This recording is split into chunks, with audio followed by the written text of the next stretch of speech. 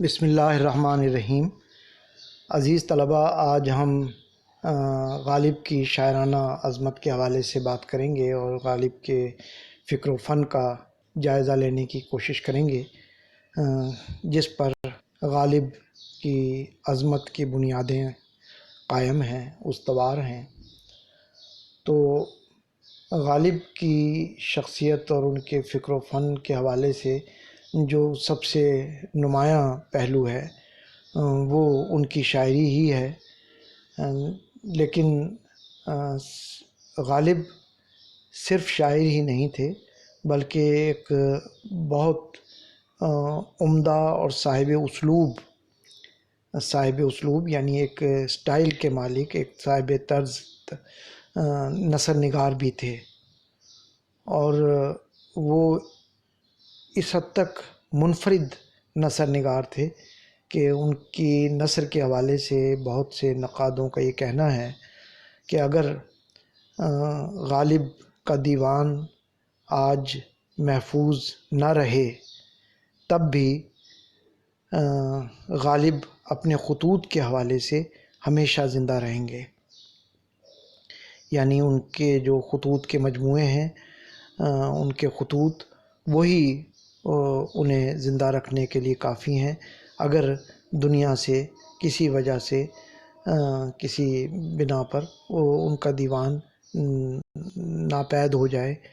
تب بھی ان کی نثر ہی انہیں زندہ رکھنے کے لیے کافی ہے۔ ان کی نثر کے حوالے سے بات کریں تو ان کی نثر کی جو ایک سب سے بڑی خوبی ہے وہ سلاست ہے اور دلچسپی ہے، جسے ہم وٹ بھی کہہ سکتے ہیں، WIT وٹ۔ تو اس کا ترجمہ شوخی بھی کیا جاتا ہے، یعنی ان کا طرز کلام شوخ ہے اور سلیس ہے، یعنی آسان ہے، اور یہ ایسا طرز کلام ہے یا انداز تحریر ہے کہ جو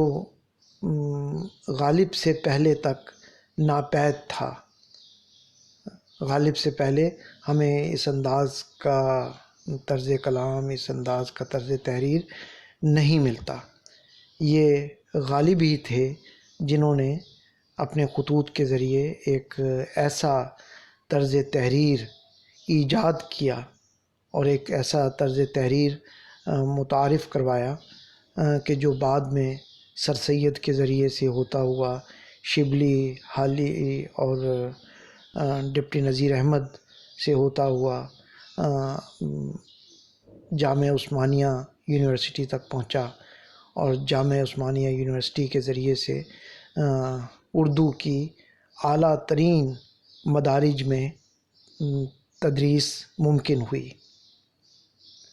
جامعہ عثمانیہ یونیورسٹی کا نام آیا تو میں آپ کو بتاتا چلوں کہ یہ وہ یونیورسٹی ہے حیدرآباد دکن کے سلطان نواب عثمان کی قائم کردہ یونیورسٹی، جس میں آج سے تقریباً 150 سال پہلے تقریباً تمام مضامین، تقریباً نہیں بلکہ تمام مضامین، جن میں سائنس کے مضامین بھی شامل ہیں، فزکس، کیمسٹری، ریاضی، حتیٰ کہ انجینئرنگ اور میڈیکل سائنس، یہ تمام مضامین اردو میں پڑھائے جا رہے تھے، اور ایسا نہیں تھا کہ وہ اردو میڈیم کے پڑھے ہوئے گریجویٹس کوئی معمولی لیاقت اور معمولی قابلیت کے شخص ہوں، بلکہ ان میں بڑے اعلیٰ اور قابل لوگ تھے جو آگے چل کر سائنس کی دنیا میں، لٹریچر کی دنیا میں اور سوشل سائنسز میں، انجینئرنگ میں اور دیگر علوم و فنون میں ماہر فن اور استاد فن کہلائے، اور وہاں سے ہمیں ایک ایسی کھیپ میسر آئی جو بعد میں اردو کی تدریس کے لیے، یعنی اردو زبان میں اعلیٰ مضامین کی تدریس کے لیے ہمیں درکار تھی، ایک نوزائیدہ مملکت کو جو کھیپ درکار تھی وہ ہمیں جامعہ عثمانیہ یونیورسٹی سے میسر آئی۔ جامعہ عثمانیہ یونیورسٹی کا اردو کی ترویج میں، اردو کو رواج دینے میں بڑا دخل ہے، بڑا کنٹریبیوشن ہے، اور یہ اس کا کوئی معمولی کردار نہیں ہے کہ آج جب ہم ہمارے ماہرین یہ سمجھتے ہیں، ماہرین تعلیم یہ سمجھتے ہیں کہ اردو میں جو تاریخ ہے اس کی تدریس تو ممکن ہے، یا چلیں نفسیات بھی اردو میں پڑھائی جا سکتی ہے، تاریخ بھی اردو میں پڑھائی جا سکتی ہے، سوشالوجی یا عمرانیات بھی اردو میں پڑھائی جا سکتی ہے، لیکن یہ میتھمیٹکس اور کیمسٹری، فزکس، بایولوجی، زوالوجی اور یہ میڈیکل سائنس تو بالکل ہی اردو میں ممکن نہیں ہے۔ تو اس ناممکن کو جامعہ عثمانیہ یونیورسٹی نے ممکن کر دکھایا۔ تو خیر، میں عرض یہ کر رہا تھا کہ یہ جو جامعہ عثمانیہ یونیورسٹی کا کارنامہ ہے، یہ اس کی بنیاد اور اس کی جڑ اگر تلاش کی جائے، اس کی جڑیں تلاش کی جائیں تو اس کی جڑیں غالب کے خطوط سے جا کر ملتی ہیں۔ غالب نے وہ طرز کلام ایجاد کیا کہ جو بعد میں نے عرض کیا کہ سر سید احمد خان سے ہوتا ہوا، سر سید احمد خان نے غالب کی خوشہ چینی کی، پھر سر سید احمد خان کی ہدایت پر اہالی نے اپنی نثر کی بنیاد رکھی، اور دیگر جو ان کے رفقا تھے، شبلی نعمانی، ڈپٹی نذیر احمد، ان حضرات نے بھی ایک سلیس اور رواں اردو نثر لکھ کر اردو کی نثر کو مالا مال کیا، اور آنے والوں کے لیے ایک شمع جلا دی کہ جس سے یہ ثابت ہوتا ہے کہ اردو کے ایسے چراغ روشن کیے کہ جو آنے والے زمانوں میں، آنے والے وقت میں اردو کے فروغ کا باعث بنے۔ تو یہ غالب ہی تھے جن کی نثر نے جن کی نثر کے ذریعے سے ایسا طرز کلام ہمارے سامنے آیا کہ جس پر علمی مضامین کی بنیاد رکھی جا سکے، ورنہ غالب سے پہلے تک جو اردو تھی اس میں صرف شعر ہی کہے جا سکتے تھے، اس میں کوئی نثر کے نمونے ہمیں ملتے بھی ہیں تو وہ اتنے اعلیٰ پائے کے نہیں ہیں، یا ایسے نہیں ہیں کہ جنہیں قابل تقلید سمجھا جائے، جن کی تقلید کی جائے۔ تو یہ وہ کنٹریبیوشن ہے غالب کی نثر کا، جس کی بنا پر غالب آج بھی غالب ہیں، اور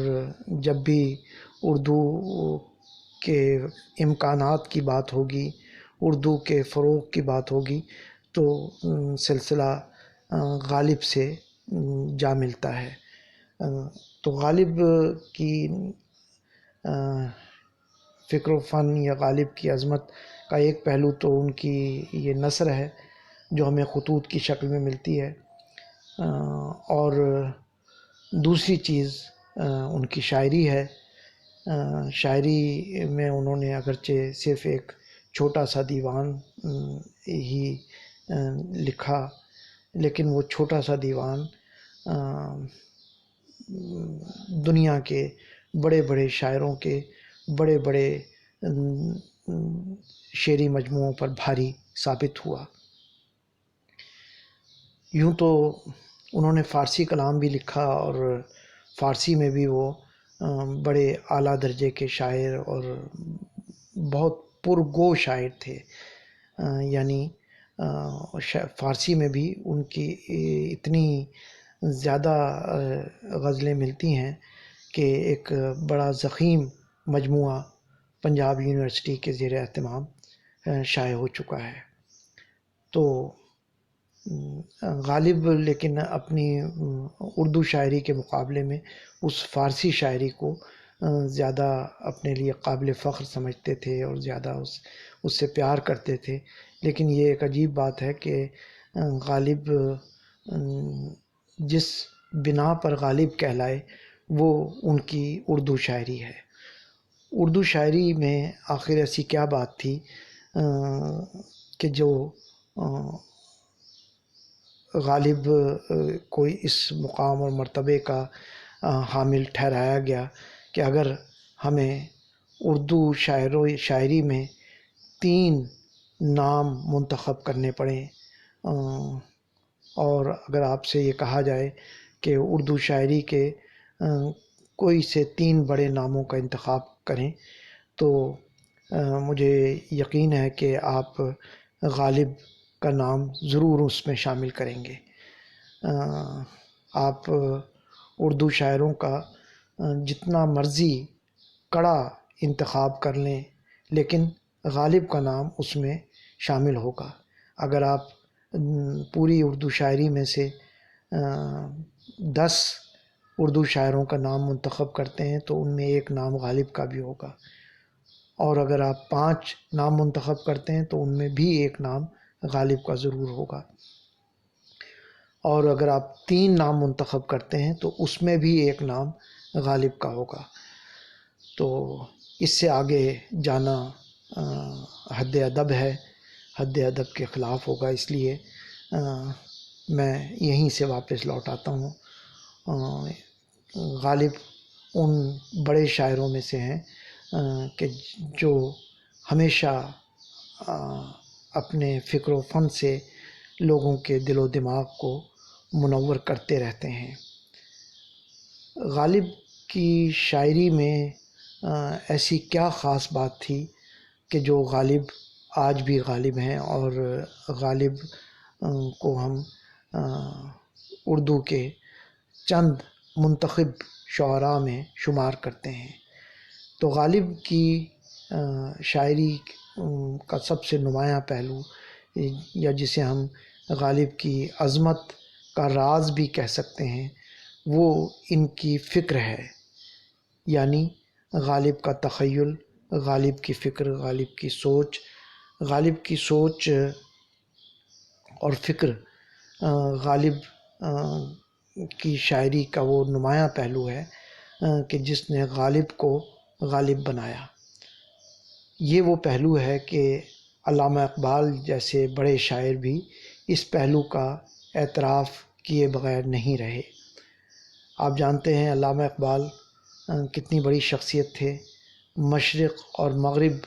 کے علوم کا سمندر تھے. مشرق اور مغرب کے سائنسی علوم ہوں یا ادبی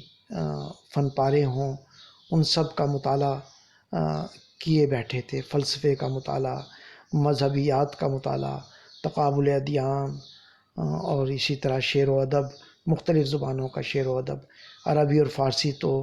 علامہ اقبال نے بچپن ہی میں پڑھ لی تھی. انگریزی اور جرمن زبانیں بھی بعد میں مختلف زندگی کے مدارج طے کرتے ہوئے ان کی تحصیل بھی انہیں کرنی پڑی، اور ان زبانوں کے ذریعے سے وہ ایک بڑی وسیع دنیا میں داخل ہوئے، شعر و ادب کی وسیع دنیا میں داخل ہوئے. اور اس طرح مشرقی ادب اور مغربی ادب، تمام ادب کے جو نمائندہ شاعر ادیب تھے وہ سب علامہ اقبال کے مطالعے سے گزرے، اور علامہ اقبال نے جا بجا اپنی نثر میں بھی اور اپنی شاعری میں بھی اس کا اظہار کیا ہے. تو علامہ اقبال کا ذکر یوں آیا کہ علامہ اقبال جیسا عظیم شاعر بھی غالب کو جب خراج عقیدت پیش کرتا ہے تو سب سے پہلے وہ غالب کے تخیل اور غالب کی بلندی فکر کا ذکر کرتا ہے، اور اس بات کا اعتراف کرتا ہے کہ غالب کا تخیل ہی تھا جس نے غالب کو یہ عظمت بخشی جو آج انہیں حاصل ہے۔ وہ اپنی نظم مرزا غالب میں غالب کو خراج تحسین پیش کرتے ہوئے کہتے ہیں، فکر انساں پر تیری ہستی سے یہ روشن ہوا، فکر انساں پر تیری ہستی سے یہ روشن ہوا، ہے پرے مرغ تخیل کی رسائی تا کجا، ہے پرے مرغ تخیل کی رسائی تا کجا، تا کجا یعنی کہاں تک، پرے مرغ تخیل یعنی تخیل کا جو پرندہ ہے اس کے پر کہاں تک جا سکتے ہیں، تخیل کے پرندے کے پر کہاں تک جا سکتے ہیں، یہ ہمیں تیری بلندی فکر سے معلوم ہوا، تیری سوچوں کی بلند پروازی سے ہمیں معلوم ہوا۔ تو اس طرح علامہ اقبال نے بھی غالب کو جس حوالے سے غالب مانا ہے، غالب تسلیم کیا ہے، وہ حوالہ یہی فکر کا حوالہ ہے۔ تو اس لحاظ سے میں اگر یہ کہوں تو غلط نہیں ہوگا کہ غالب ہی تھے جنہوں نے اردو شاعری کو سوچنا سکھایا، اردو شاعری کو سوچنا سکھایا۔ ان سے پہلے آپ یوں سمجھ لیجئے کہ بے سوچے سمجھے شاعری ہو رہی تھی، اور وہی مضامین، وہی موضوعات جو متقدمین نے یا پرانے شاعروں نے استعمال کیے تھے فارسی میں، اردو میں، انہی مضامین کو دہرایا جا رہا تھا، انہی مضامین کی ریپیٹیشن بار بار کی جا رہی تھی، اور بس ذرا تشبیہات بدل دی جاتی، کہیں انداز بدل دیا جاتا، تو یوں شاعری کا جو کانٹینٹ تھا وہ وہی تھا جو عربی فارسی شاعروں کا تھا۔ اردو میں اردو شعراء نے کچھ خاص نئے مضامین کا اضافہ نہیں کیا، سوائے چند ایک کے، جن میں ایک نام میر کا بھی ہے۔ اس کے علاوہ آتش مصفی، ان حضرات نے بھی اپنی بساط کے مطابق اردو شاعری کو فکر سے مالا مال کرنے کی اپنے تئیں کوشش کی جتنی وہ کر سکتے تھے، لیکن غالب نے اردو شاعری کو بام عروج تک پہنچا دیا۔ غالب کے آنے سے اردو شاعری کا مقام اور مرتبہ بہت بلند ہو گیا۔ تو غالب کی شاعری کا نمایاں پہلو اگر کوئی ہم سے پوچھے تو ہم کہیں گے ان کا تخیل، ان کی فکر، ان کی بلند پروازی۔ اور اسی نظم میں جس کا میں نے ابھی تھوڑی دیر پہلے حوالہ دیا، اس نظم کا نام ہے مرزا غالب، اور یہ ان کے مجموعے علامہ اقبال کے مجموعے بانگ درا میں شامل ہے۔ اسی نظم میں وہ آگے چل کر کہتے ہیں، نطق کو 100 ناز ہیں تیرے لب ایجاز پر، نطق یعنی گویائی، نطق کو 100 ناز ہیں تیرے لب ایجاز پر، یعنی گویائی جو ہے وہ تیرے ہونٹوں کے معجزے پر فخر کرتی ہے، وہ ہونٹ جن سے یہ کلام باہر آیا۔ تو نطق کو 100 ناز ہیں تیرے لب ایجاز پر۔ اور اگلا مصرع سنیے گا، محو حیرت ہے ثریا رفعت پرواز پر۔ ثریا یہ ستاروں کا ایک کلسٹر ہے جو آسمان پر بہت بلندی پر واقع ہے، تو بلندی کا جب ذکر کرنا ہو تو ہم اس ستاروں کے اس کلسٹر کا نام لیتے ہیں، اوج ثریا، یا اقبال کا وہ شعر شاید آپ کے حافظوں میں ہو جو انٹرمیڈیٹ میں بھی نظم ہے ایک، اس میں پڑھایا جاتا ہے کہ ثریا سے زمیں پر آسمان نے ہم کو دے مارا۔ نوجوان سے خطاب کرتے ہوئے اقبال کہتے ہیں کہ ثریا سے زمیں پر آسمان نے ہم کو دے مارا، کہ ہم مسلمان کبھی اوج ثریا پہ مقیم تھے، بہت بلند مقام پر فائز تھے، لیکن آسمان نے ہمیں وہاں سے اٹھا کر زمین پر دے مارا، ہماری نااہلی کی وجہ سے، ہماری نالائقی کی وجہ سے۔ تو خیر یہ تو ذرا وضاحت تھی لفظ ثریا کی۔ تو اقبال غالب کے بارے میں کہتے ہیں، محو حیرت ہے ثریا رفعت پرواز پر، کہ غالب سے مخاطب ہو کر کہتے ہیں کہ غالب کی جو رفعت پرواز ہے، بلند پروازی، اس پر ثریا بھی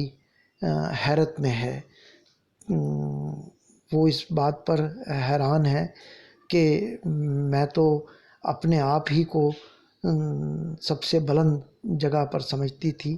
لیکن یہ کیا کہ ایک پیکر خاکی، ایک مٹی سے بنا ہوا شخص مجھ سے بھی بلند مقام پر فائز ہے، یا وہاں تک پہنچا ہوا ہے۔ تو اس لیے آسمان کے بلند ترین ستارے بھی تیری بلندی کو دیکھ کر حیران ہیں اور رشک کرتے ہیں۔ اچھا، اسی بند کا اگلا شعر اور پھر اس کے بعد جو ٹیپ کا شعر ہے وہ بھی قابل ملاحظہ ہے، جو غالب کے فکر و فن کے حوالے سے اقبال کی مہر تصدیق ثبت کرتا ہے، اور اقبال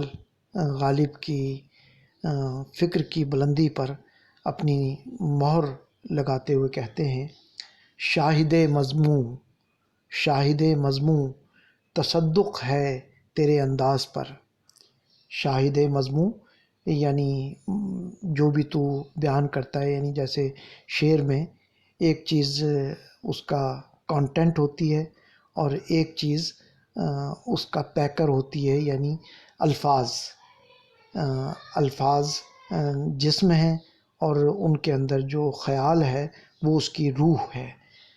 تو مضمون کہتے ہیں خیال کو۔ تو اقبال کہتے ہیں غالب کے بارے میں کہ شاہد مضمون تصدق ہے تیرے انداز پر، یعنی مضمون نگاری سے مراد کوئی خیال پیش کرنا، وہ تجھ پر ختم ہے۔ تصدق ہے یعنی صدقے واری جانا، یعنی قربان جانا، قربان ہونا، تو وہ تجھ پر قربان جا رہا ہے۔ اور اگلا مصرع ملاحظہ کیجئے، خندہ زن ہے غنچۂ دلی گل شیراز پر۔ خندہ زن ہے یعنی ہنس رہا ہے، کون؟ غنچۂ دلی کا غنچہ، دلی کی ایک کلی ہنس رہی ہے، کس پر؟ گل شیراز پر۔ خندہ زن ہے غنچۂ دلی گل شیراز پر۔ اور یہ گل شیراز کی بھی میں وضاحت کرتا چلوں، کیونکہ مجھے بتایا گیا ہے کہ آپ بی ایڈ اسپیشل ایجوکیشن کے یا شاید بی ایڈ کے طالب علم ہیں، اور اردو کے بارے میں آپ کا علم کوئی بہت زیادہ وسیع نہیں ہے ایم اے اردو کے طلباء کی طرح۔ تو گل شیراز کی طرف میں تھوڑا سا اشارہ کرتا چلوں یا وضاحت کرتا چلوں کہ شیراز سعدی رحمۃ اللہ علیہ کا جائے پیدائش بھی تھا، اور ان کی مسکن، ان کا جہاں پر انہوں نے اپنی زندگی کا بیشتر وقت گزارا، اس شہر کا نام شیراز ہے۔ تو گل شیراز یعنی شیراز کا پھول کہہ کر دراصل علامہ اقبال نے سعدی کی طرف اشارہ کیا ہے، سعدی کا حوالہ دیا ہے، اور یہ بتایا ہے کہ سعدی جیسا بڑا شاعر بھی اس مقام پر نہیں پہنچ سکا جہاں غالب پہنچ چکے ہیں۔ اور اقبال کہتے ہیں، خندہ زن ہے غنچۂ دلی گل شیراز پر، جو دلی کا پھول ہے، دلی کی کلی ہے،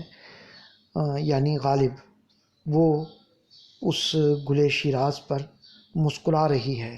یعنی اس کا مذاق اڑا رہی ہے، یا دوسرے لفظوں میں یوں کہہ لیجیے اس کا مذاق اڑا رہی ہے، اس پر ہنس رہی ہے۔ کس پر؟ گل شیراز پر۔ یعنی کہنے کا مطلب اور مفہوم یہ ہے کہ سعدی کی شاعری بھی، سعدی شیرازی کی شاعری بھی، جو کہ فارسی کے عظیم شعراء میں شمار ہوتے ہیں، ان کی شاعری بھی غالب کے مقابلے میں کم ہے، کم تر ہے۔ اور اس بند کا آخری شعر توجہ فرمائیے گا، وہ کہتے ہیں کہ آہ تو اجڑی ہوئی دلی میں آرامیدہ ہے، آہ تو اجڑی ہوئی دلی میں آرامیدہ ہے، گلشن ویمر میں تیرا ہم نوا خوابیدہ ہے۔ آہ تو، افسوس کا اظہار کرتے ہوئے کہتے ہیں کہ افسوس کہ تو اجڑی ہوئی دلی میں سو رہا ہے، یعنی تیری آخری آرام گاہ دلی میں ہے جو کہ اب اجڑ چکی ہے، لیکن گلشن ویمر میں تیرا ہم نوا خوابیدہ ہے، تیرے جوڑ کا، تیرے برابر کا، تیرا ہم پلہ اگر کوئی کہا جا سکتا ہے تو وہ گلشن ویمر میں سو رہا ہے۔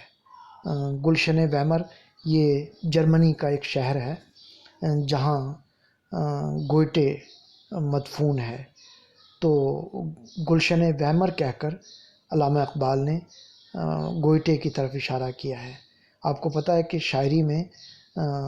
اشاروں اور کنایوں میں بات ہوتی ہے،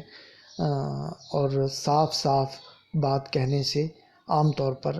گریز کیا جاتا ہے۔ تو علامہ اقبال نے بھی یہاں اشاروں اور کنایوں میں بات کرتے ہوئے کہا ہے کہ آہ تو اجڑی ہوئی دلی میں آرامیدہ ہے، گلشن ویمر میں، یعنی جرمنی کے ایک باغ میں تیرا ہم نوا خوابیدہ ہے۔ وہ شخص سو رہا ہے، یعنی گوئٹے اپنی اپنی آخری آرام گاہ میں آرام فرما ہے، کہ جو تیرا دنیا میں ہمسر کہا جا سکتا ہے۔ تو عزیز طلبہ، یہ کوئی معمولی بات نہیں ہے کہ علامہ اقبال جب غالب کے جوڑ کا، غالب کے برابر کا، غالب کے ہم پلہ کسی شاعر کا نام تلاش کرنے نکلے تو انہیں نہ فارسی شاعری میں کوئی ایسا نام نظر آیا، حالانکہ فارسی شاعری میں ایک سے ایک بڑا شاعر موجود ہے، نہ عربی شاعری میں کوئی ایسا نام نظر آیا، نہ انگریزی شاعری میں کوئی انہیں ایسا شاعر نظر آیا یا شاعر کا نام نظر آیا کہ جس سے غالب کو تشبیہ دی جا سکے یا جس کا ذکر غالب سے موازنے کے طور پر کیا جا سکے۔ تو غالب کے موازنے کے لیے انہیں پوری دنیا میں صرف ایک ہی شاعر نظر آیا، اور وہ ہے گوئٹے، جو کہ جرمنی کا قومی شاعر ہے۔ تو علامہ اقبال کے اس ٹریبیوٹ سے، علامہ اقبال کے اس خراج تحسین سے اور گوئٹے سے غالب کو تشبیہ دینے سے ہمیں غالب کے فکر و فن کی بلندی کا ثبوت ملتا ہے۔ اور یہ بات اگر میں کہتا تو یقیناً اتنی اہمیت کی حامل نہ ہوتی، لیکن اب یہ بات ہم نے علامہ اقبال کی زبان سے سن لی۔ علامہ اقبال غالب کی عظمت کو کس طرح سراہتے ہیں اور غالب کی عظمت کا راز کس چیز کو قرار دیتے ہیں۔ وہ چیز کیا ہے؟ وہ ہے ان کا تخیل، ان کے تخیل کی بلند پروازی، ان کے ہاں سوچنے کا انداز، ان کی گہری سوچ، غالب کی گہری سوچ۔ یہ وہ چیزیں ہیں، غالب کا تخیل، غالب کی بلند پروازی، تخیل کی بلند پروازی، اور غالب کا سوچنے کا انداز کہ وہ ہر چیز پر غور کرتے ہیں، سوچتے ہیں۔ تو یہ جو سوچنے کا انداز ہے، یہ وہ چیز ہے جو ہمیں غالب سے پہلے نظر نہیں آتی۔ میں اسی پر اپنی گفتگو کا اختتام کرتا ہوں۔ اللہ حافظ۔